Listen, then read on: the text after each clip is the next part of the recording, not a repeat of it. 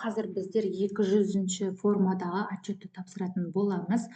Бізде мен қазір 2026-ның 1-ші кварталы үшін тапсырамын, себебі қазір февральдың 27-сі.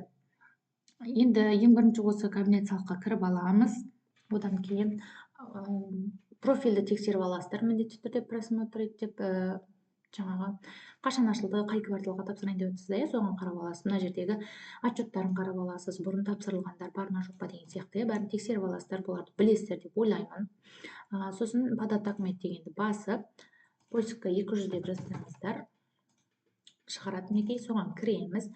Квартал, менде қазір 1-ші квартал, мүмкін сіз қазір 2 немесе 3-те тапсырып жатқан болуыңыз мүмкін, бұл квартал әр 3 ай сайын есептелінеді. 2026 подать дегенді басамыз.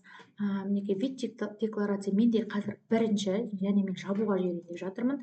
Сол үшін первоначальный және ликвидационныйды таңдадым. Сізде ең біріншісі ғана болуы мүмкін, немесе очередной болуы мүмкін, дополнительный болса, дополнительный дегенді өзіңіз таңдайсыз. Төменге қарай түсіп, мына жерде резидент деген таңдаймыз. Қазір.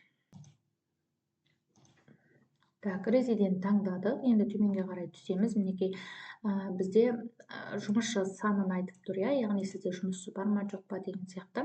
Біздерде жұмысшы жоқ. 1-ші айда, 2-ші айда ешқандай жұмысшы алған жоқпыз. Сізде мысалға тек 2-ші айдан бастап, кварталдағы 2-ші айдан бастап та жұмысшы алған болсаңыз, жұмысыңыз бар болса, осы жерге жаңа белгілейсіздер. Мынау айтып тұрғандай яғни Қазақстан Республикасының азаматы емес жұмысшыңыз болса сіздің, басқа шетелдік жұмысшыларыңыз болса, осы жерге көрсетесіздер. Бізде қазір ол жоқ, далее батырмасын басамыз. 2-ші бетте міне бізде доход. Менде қазір нулевкамен, яғни менің ипымда ешқандай доход болмаған. Сізде доход болған болса, осы жерге көрсетесіздер. Қай айда қанша теңге доход болды, соны жазасыздар. Осы жаққа көрсетесіздер. Мына жақта мына сандардың тұстарын оқып қарасаңыздар, өзі қай жерге не зат жазу керек, барлығы жазылып тұр, социальный ма ол, медстраховка ма, пенсионка ма, соларды осы жақтарға мінекей көрсетесіздер егер болса. Енді менде қазір бұл жерде ештеңе жоқ, ештеңе жазбаймын. Далее батырмасын басамын. Енді соңғысы бізде уже код жазамыз.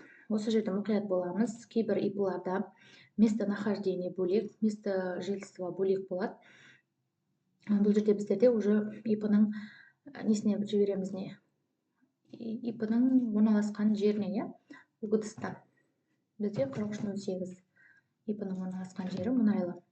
Мына жаққа галочка қоямыз. Сформировать дегенді басамыз. Ары қарай күтіп, осы жақтан подписать дегенді басып, этспімен қол қойып жібереміз. Тапсырып болғаннан кейін 1-2 минуттан кейін, 5 минуттан кейін отчетымыз қабылданды ма тексеріп алсақ болады. Ол үшін мына кабинет налогоплательщик деген үстін бассаңыздар, осылай главный бөлімге өтеді. Және мына жерде қарасаңыздар, 200-ші жаңа тапсырған декларация уже принят болып қабылданған. Осылай тексеріп алсаңыздар болады. Бар болған осы түсінбеген сұрақтарыңыз болса, комментарийге жазыңыздар. Бұйырса доходпен қалай тапсырылады, келесі видеода шығаратын боламын. Баршаңызға сәттілік, каналыма тіркеліп, лайк басып кетіңіздер.